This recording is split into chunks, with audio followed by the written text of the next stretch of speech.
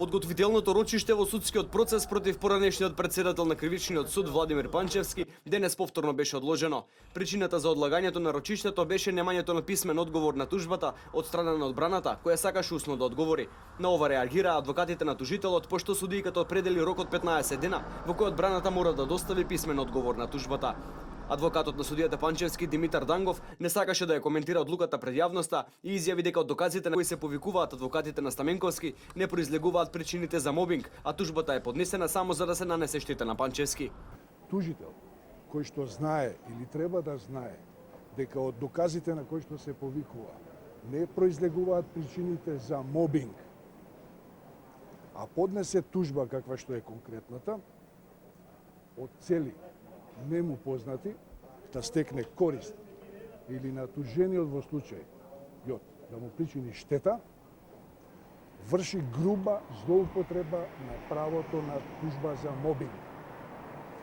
Законот тоа го санкционира и до одлуката на судот во оваа постапка ви предлагам да се воздржиме од коментари надвор од судницата. Адвокатите на Горан Стаменковски, кој се јавува како тужител во постапката, вела дека во определениот рок одбраната мора да достави одговор на тужбата во писмена форма, во спротивно судот може да донесе пресуда. Работава запна затоа што сака да дадат одговор на нашата тужба во усмена форма, као наводно немале време, сакале денеска на брзински да се реши целата постапка, што е спротивно на законот за парнична постапка, од причини што мора писмено да се изјаснат во рок од 15 дена. Значи, ако не се изјаснат, тогаш тужбата може да биде постапена по истата и судот да дозволи пресуда да се донесе. Панчевски денес не присуствуваше на рочиштето, но за ТВ Нова рече дека нема законска обврска да присуствува, како и дека целиот процес против него е политички мотивиран. Верувам во правдата на Основниот суд Скопје 2 и со најголемо почитување кон судот и судијата, според закон не сум обврзан да присуствувам на судењето. Јас, за разлика од тужителот, имам дневни работни обврски, а мотивите за оваа фингирана постапка се лични фрустрации на тужителот и неговите адвокати. Инаку во постапката од моја страна има полномошници кои професионално ќе си ја завршат работата.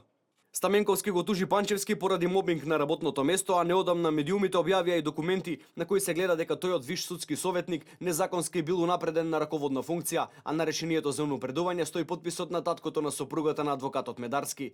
Државниот инспекторат за труд утврди дека со назначувањето на Горан Стаменковски на функцијата раководител е прекршен законот, како и систематизацијата за работа во судот, но и дека 2 години спротивно на законот не бил оценет за работењето. Инспекторите констатирале дека тој не го почитувал законот и кога се пријавил на интерниот оглас за местото раководител на одделението за човечки ресурси, односно категорија судски советник, спротивно на законот направил скок од неколку позиции за местото раководител на човечки ресурси.